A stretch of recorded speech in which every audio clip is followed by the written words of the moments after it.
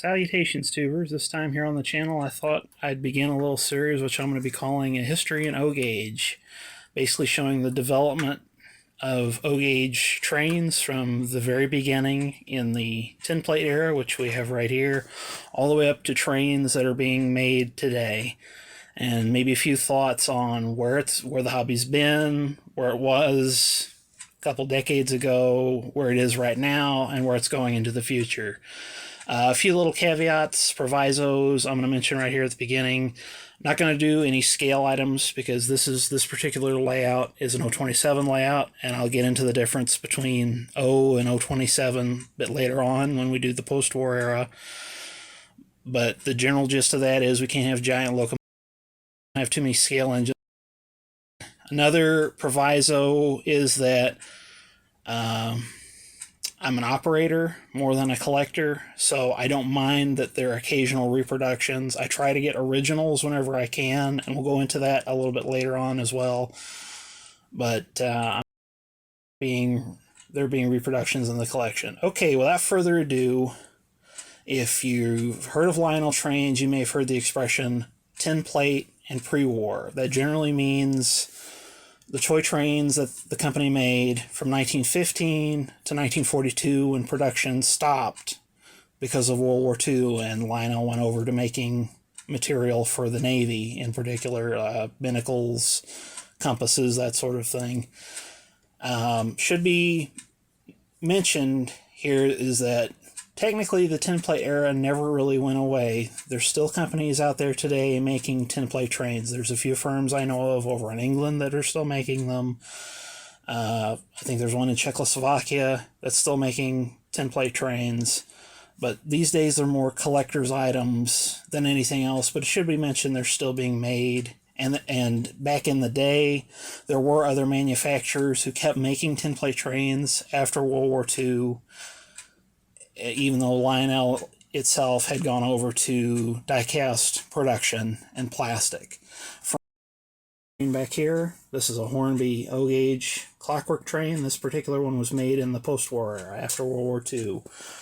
Meccano Limited, which was the originator of the Hornby line, like so many other companies after World War II, indeed even Lionel, for their first years after the war, they really didn't have the resources to make a completely new production line to go back to their old civilian products. So what they would do is, when the war started and they were going over to military work, they'd take the old production line and they put it in storage. Keep it safe, out of the way, while they were doing all the war material.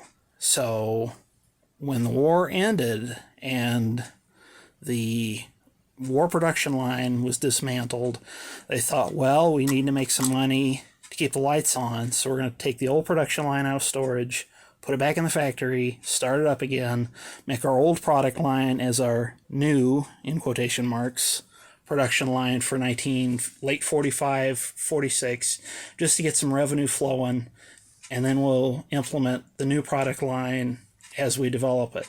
Should be mentioned with Hornby, though, is that they kept making this particular style of train till 1966, when the Meccano folded and was acquired by Triang, and a little bit of side history there. But the Hornby we know today technically is not the same Hornby that got started with, kind of like how Lionel is not the same Lionel which did all this. But a little bit more about that later.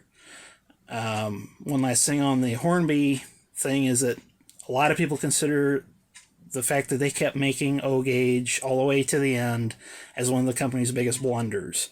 I personally think it's a bit of a wonder because it makes them a little bit easier to collect, but more on that later. Anyway, getting back to a little more basic, what is tinplate? Well, it basically refers to the construction of these particular trains. This is tin-plated steel instead of plastic, because plastic as we know it now did not exist in the 1920s and the 1930s when these were being made.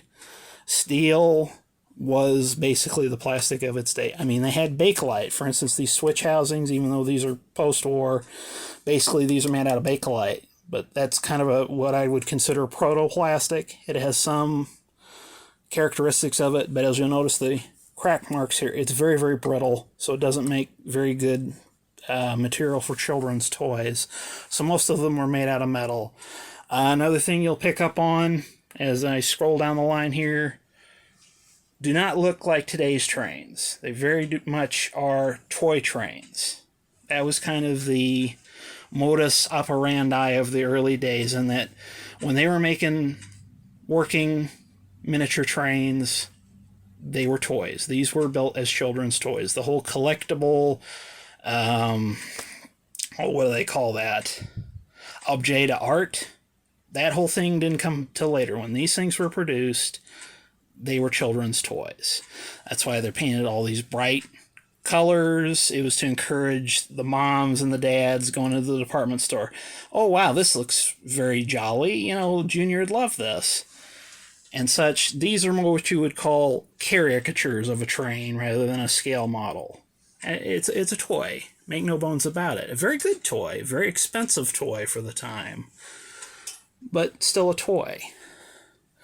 And that's kind of behind one of the little facets of my collection, is that I buy them to run them. I don't buy them to put them on a glass shelf and pray to them every Tuesday.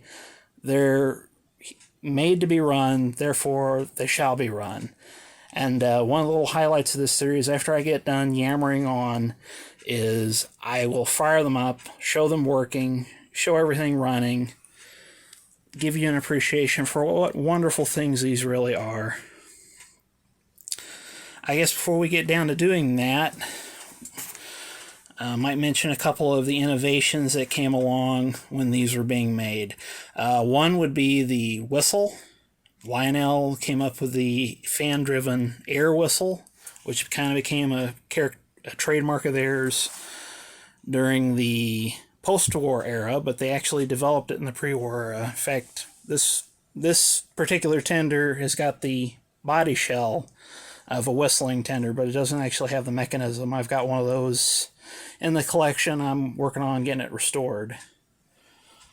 But you can see the little air slits up here where the air would go out of the whistle mechanism. They did not come up with smoke during the tinplate era. That's another post-war innovation, but they did do the whistle. And another big deal was the E-unit, which this little control lever up here. This is basically lets the locomotive go forward, neutral, reverse. That actually was come up with by the Ives Corporation.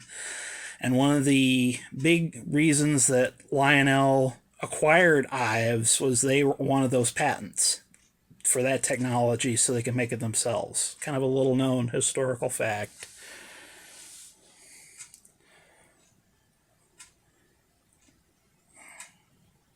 Well, I guess before we get to running, I'll mention that I will be putting sources for all of my information and availability to further read on this particular subject, because this is